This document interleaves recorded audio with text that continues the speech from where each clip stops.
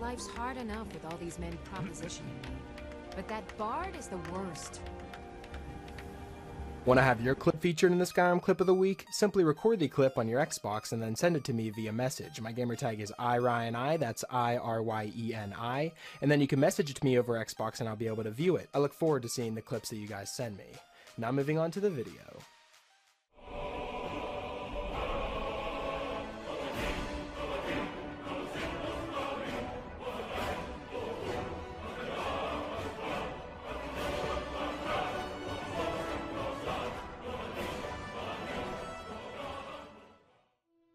Hey, what's up guys, it's Ryan, and welcome back to another episode of Modded Monday. We're on week number 204 now, guys. I've picked out 5 new mods for you guys to check out, and perhaps add them to your load order if you find them interesting, but like always, before we jump into them, I want to remind you guys that I'm partnered with GamerSupps, which in my opinion is the best energy drink on the market. So if you're looking for a better alternative to those gas station energy drinks that are really bad for you, try out GamerSupps and use my link down below. You can also use the code RTD for a 10% discount on all your drinks, and I'd love to hear what you guys think of the drink as well if you do end up trying it. So let me know in the comments down below. Now that all that's out of the way, we can jump into this week's mods, and starting us off we have Dwemer Tech, Weapons, and Armor all in one. This is an all-in-one mod that features all the Dwemer weapons, armor, tech, and automatrons that are featured with all of these Dwemer Tech mods. These are 4 separate mods all combined into one, and it changes all the weapons, armor, and tech, as well as the automatrons, I'm sure you've guessed that, but it makes them so they're remastered and they have new textures, so that they actually glow inside of the Dwemer ruins. Now, it's not often that I play as a heavy armor character, but whenever I do, I always find myself skipping over the dwarven weapons and armor. This may be because of how they look or just how they're crafted, it may just not be right for me, but this Dwemer Tech, Weapons, and Armor all in one changes all of the dwarven armors and weapons in the game so that they look a lot better. They also look a lot darker too, but they glow in the dark. You know, the trim along the armor has a nice glow to it, and it looks extremely badass, and I feel like it reflects how advanced the Dwemer were and how their tech advanced. And you can make this armor set glow even more and look a lot better if you enchant all of these weapons and armor.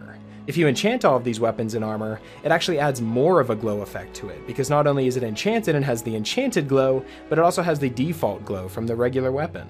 So if you're looking for a replacement for all the dwarven weapons and armor in the game, as well as want to add a little spice onto the tech and automatrons, then the Dwemer Tech, Weapons, and Armor all in one is definitely a mod I'd recommend checking out, and that's why it's featured here at our number 5 spot, so I'd recommend downloading it and giving it a try for yourself.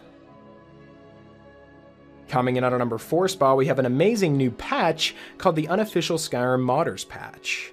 This may sound very familiar from the Unofficial Skyrim Special Edition patch that's featured in all of my load orders, but that's specifically for the vanilla game of Skyrim.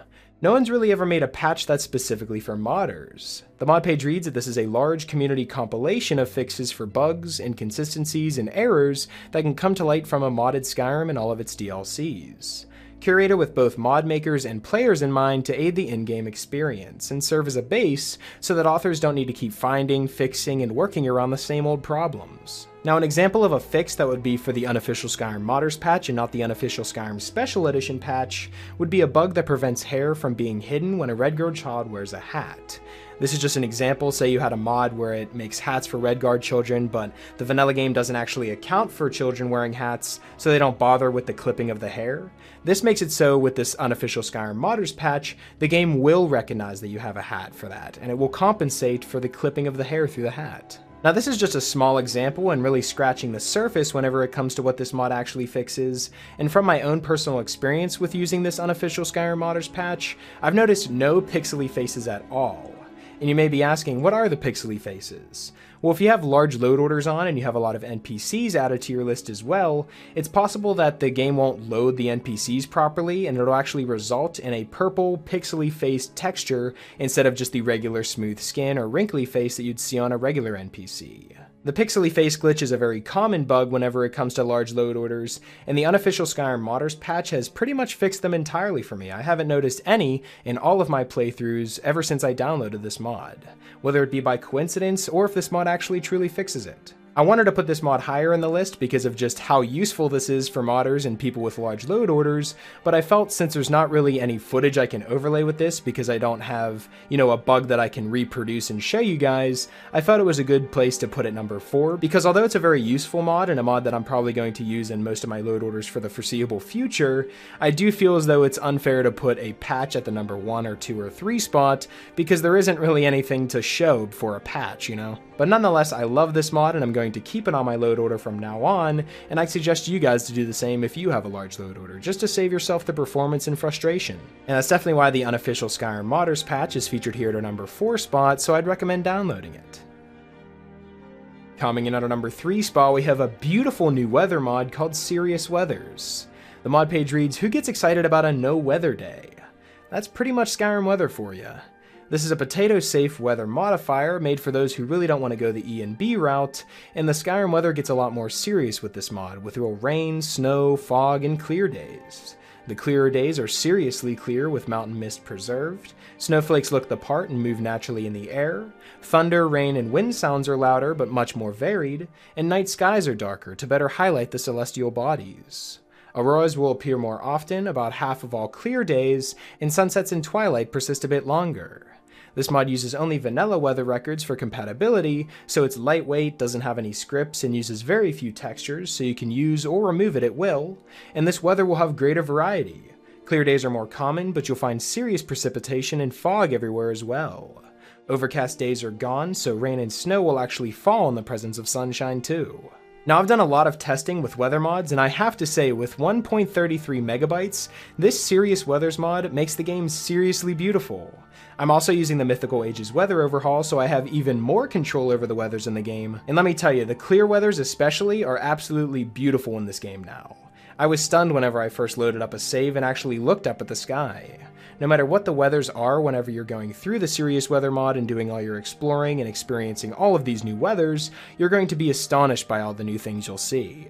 Exploring Skyrim with all of these new skies and weathers that you can see will make the game never get boring to you, and you can have even more control and make your game look even better than the Serious Weather mod if you have another display setting mod that you can alter the contrast and saturation. I'm always wanting to make Skyrim look at its best, and the Serious Weathers mod definitely makes me a step closer in that direction, because now all the weathers look absolutely beautiful and amazing, and that's why it's featured here at our number 3 spot, so I strongly recommend downloading the Serious Weathers mod. Coming in at our number 2 spot, we have JK's Windhelm Interiors. This is an amazing new mod that overhauls all of the interiors in Windhelm, including the Candlehearth Hall, the White Phial, Sadri's Used Wares, the new Genesis Corner Club, as well as the Palace of Kings. But don't just take my word for it, let's actually dive into these new areas and explore the new Windhelm.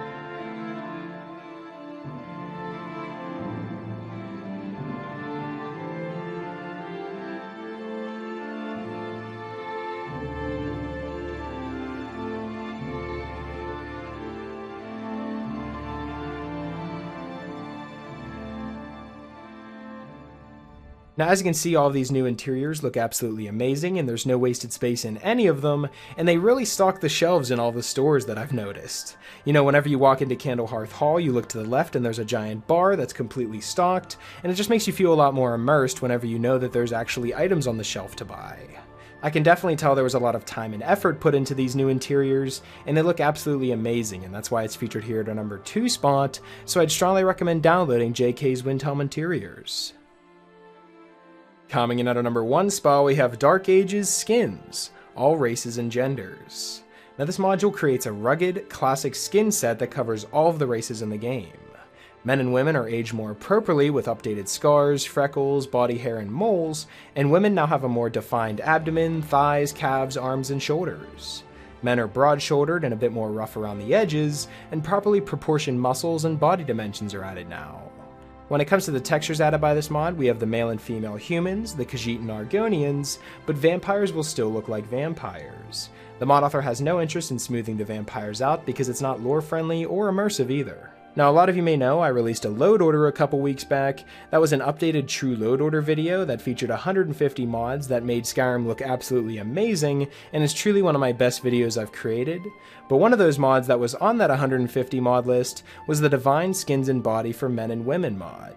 That was actually my body and skin replacer mod for that list, and it actually got removed by the mod server for some reason a couple days ago. So that actually makes it so I have no skin mod on my RPG load order video, and I wanted to find a new one, and the Dark Ages skin overhaul is definitely one that I would recommend to replace that with the one that you would have missed out on. So if you are using my load order and you're still missing out on a skin mod because the Divine Skins and Bodies was removed, then I definitely recommend downloading the Dark Ages skins for all races and genders because it's a perfect replacement for that missing mod. And of course, if you're not using my mod list and you have a load order of your own that needs a skin mod, I definitely recommend downloading the Dark Ages skins for all races and genders, because all of these new NPCs look a lot better and more realistic, and it just makes the game feel a lot better in my opinion, and that's why it's featured here at a #1 spot, so I'd recommend downloading it and giving it a try for yourself. So that's pretty much it for this week's episode of the top 5 Skyrim mods of the week. Hopefully you guys did enjoy, and if you did, I'd appreciate it if you left a like and subscribe if you're new. It really helps me out a lot. And if you have any suggestions for mods you'd like me to cover in future top 5 mod episodes, be sure to let me know in the comment section below, or you can follow me on Twitter. I'll be sure to leave my Twitter in the description, and you guys can follow me on there and leave me suggestions there as well. Special shout out to my Patreon supporters. Thank you guys so much for everything that you guys have done for me. And yeah, that's pretty much it. Hopefully you guys did enjoy, and I will talk to you guys later.